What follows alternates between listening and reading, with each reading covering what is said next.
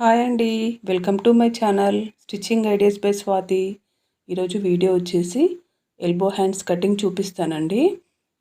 ఇలా ఉంటాయన్నమాట elbow hands. ఇలా హైట్ ఎంత తీసుకోవాలి, మనం చంక లూజ్ ఎంత తీసుకోవాలి, అలాగే కింద హ్యాండ్ లూజ్ ఎంత తీసుకోవాలి, అవన్నీ నేను వివరంగా చూపిస్తాను. అలాగే హ్యాండ్ లోత్ ఎంత తీసుకోవాలి, అవన్నీ వివరంగా చూద్దాం అన్నమాట ఈ వీడియోలో. వీడియో అనేది ఎక్కడ స్కిప్ చేయకుండా చూడండి. కొత్తగా నేర్చుకునే వాళ్ళు ముఖ్యంగా తప్పకుండా చూడండి. ఇలా మనము క్లాత్ అనేది ఇలా 2 మడతలు ఉంటాయి కదా, ఓపెన్ ఉన్న వైపు మనకు ఆపోజిట్గా వేసుకోవాలి, క్లోజ్ ఉన్న వైపు మన వైపు వేసుకొని ఇలా మళ్ళీ ఫోల్డ్ చేయండి క్లాత్ని. ఇలా 4 మడతలు వేసేసుకున్న తర్వాత ఇలా మంచిగా సెట్ చేసుకోండి ఒకసారి చేయితోటి. ఇప్పుడు మనకు కొంచెం క్లాత్ అనేది ఎక్కువ తక్కువలు ఉంటుంది కదా కొనాలు, అదనేది ఇట్లా నీట్గా కట్ చేసుకోండి. ఒక లైన్ గీసుకొని కూడా కట్ చేసుకోవచ్చు. కొత్తగా నేర్చుకునే వాళ్ళైతే అట్లా చేసుకోండి, ఒక లైన్ లాగా గీసుకోండి. ఎందుకంటే మీకు స్ట్రైట్గా రాదు కాబట్టి కత్తెర అనేది అట్లా కట్ చేసుకోండి. ఇప్పుడు మనము కొలతలు అనేవి పెట్టుకుందాం. కొలతలు అనేవి నేను చూపిస్తున్నాను చూడండి. ఇలా షోల్డర్ నుంచి ఇట్లా హైట్ అనేది ఇట్లా తీసుకోవాలన్నమాట.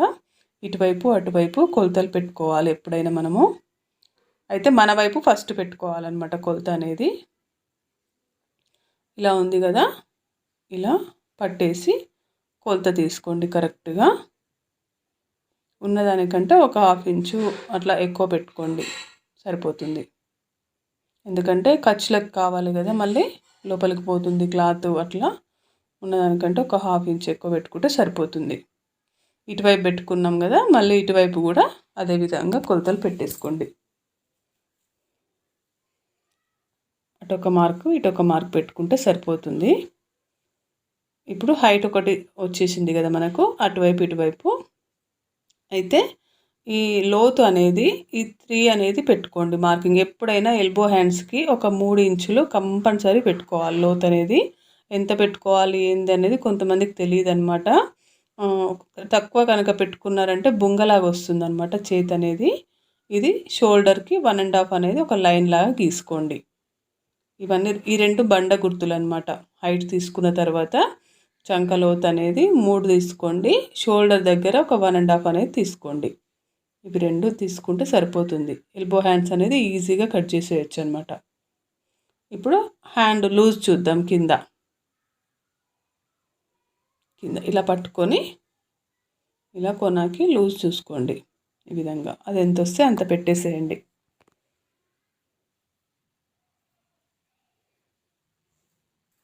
ఈ విధంగా ఎడ్జ్ దగ్గర లూజ్ అనేది చూసుకోండి. ఈ విధంగా పెట్టేసుకోండి, మార్కింగ్ అనేది పెట్టేసుకోండి. ఇప్పుడు చంక లూజ్ అనమాట. చంక లూజ్ అనేది ఈ విధంగా వస్తుంది కదా, మనము ఇలా కొంచెం ఒక 1 ఇంచ్ అనేది ముందరికి పట్టండి. హ్యాండ్ కుట్టిన దగ్గర నుంచి ఒక 1 ఇంచ్ ఇట్లా ముందరికి పట్టేసి ఈ చంక వరకు పట్టుకోండి టేప్ అనేది. ఇలా ఇలా పట్టుకుంటే మనకు చంక లూజ్ అనేది వస్తుంది అనమాట. ఆ లూజ్ అనేది ఇక్కడ మార్క్ చేయండి. అది ఎంత ఉంటే అంత మార్క్ చేసేయండి. ఇప్పుడు ఈ లైన్ని ఆ లైన్ని కలిపేసేయండి. ఈ విధంగా లైన్ కలిపేసుకున్నారంటే మనకు హ్యాండ్ లూజ్ అనేది వచ్చేసింది అనమాట. ఇప్పుడు మనం ఇక్కడ నుంచి ఇక్కడి వరకు లైన్ కలపాలన్నమాట. మామూలుగా ఇలా మెల్లగా ఇలా తీసుకెళ్ళి ఇలా కలిపేస్తే సరిపోతుంది అనమాట. మనకు హ్యాండ్ షేప్ అనేది వస్తుంది. ఈ విధంగా ఇది ఒకవేళ లూజ్ అనేది కరెక్ట్గా వచ్చిందా లేదా అనేది కూడా ఇట్లా కూడా చూసుకోవచ్చు అనమాట. ఒకసారి ఇలా పెట్టి కూడా చూసుకోవచ్చు. మనకు కన్ఫామ్గా తెలిసిపోతుంది అనమాట లూజ్ అనేది కరెక్ట్గానే వచ్చింది మనకి. ఈ విధంగా వచ్చిందండి హ్యాండ్ అయితే షేప్ అనేది. ఈజీ ప్రాసెస్ అనమాట. ఒక 2 కొలతలు ఉంటాయి. ఫస్ట్ ఒకటి హైట్ కొలుచుకోవడం, తర్వాత లోతు తీసుకోవడం, చంక దగ్గర లోతు తీసుకోవడం, అంతే. హ్యాండ్ షేప్ అనేది ఈ విధంగా వస్తుంది మనకి. మీకు అర్థమైంది అనుకుంటాను. హ్యాండ్ షేప్ అనేది ఇలా పెడితే ఇలా వస్తుంది అనమాట. కరెక్ట్గా ఇలా వస్తుంది హ్యాండ్ అనేది మనకి. ఈ విధంగా వస్తుంది.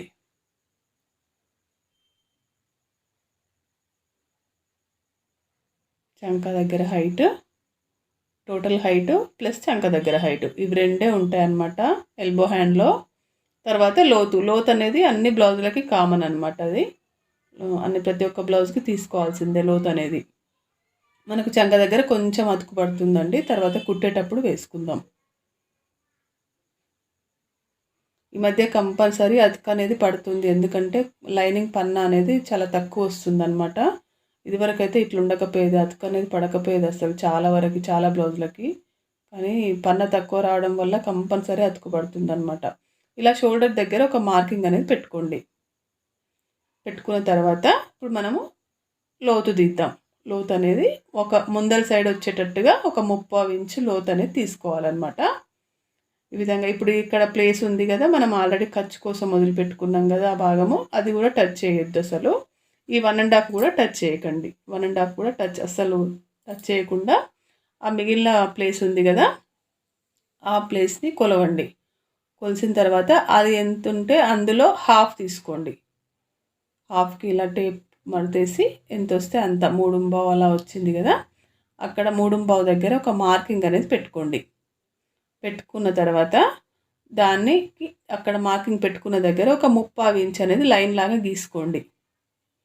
లైన్ లాగా గీసుకొని ఇప్పుడు ఈ విధంగా ఇక్కడ నుంచి స్టార్ట్ చేసి మెల్లగా లైన్ తీసుకెళ్ళి ఇక్కడ కలిపేసేయాలన్నమాట. అది ఎలా ఉండాలంటే మరీ కలిపినట్టుగా ఉండకూడదు. ఇలా స్టార్ట్ చేసి మెల్లమెల్లగా పెంచుకుంటూ వెళ్ళి ఇలా కలిపేసేయండి. కలిపేసిందంటే లోతు అనేది నీట్గా వస్తుందన్నమాట మనకి. మరి ఎక్కువ తీసినా కూడా పట్టేసినట్టుగా వస్తాయన్నమాట. ఇట్లా చేతులు పట్టేసినట్టుగా కావడము, షోల్డర్ దగ్గర అట్లా ప్రాబ్లమ్స్ ఉంటాయి కదా, అదనేది లోతు అనేది సరిగ్గా తీయకపోవడం వల్ల అట్లాంటి ప్రాబ్లమ్స్ వస్తాయన్నమాట. ఇప్పుడు నేను కట్ చేస్తున్నాను చూడండి. ఈ విధంగా కట్ చేసుకోండి. ఈ విధంగా కట్ చేస్తే ఇంకా నీట్గా వస్తుందన్నమాట. చంక లోతు అనేది నీట్గా వస్తుంది మనకి.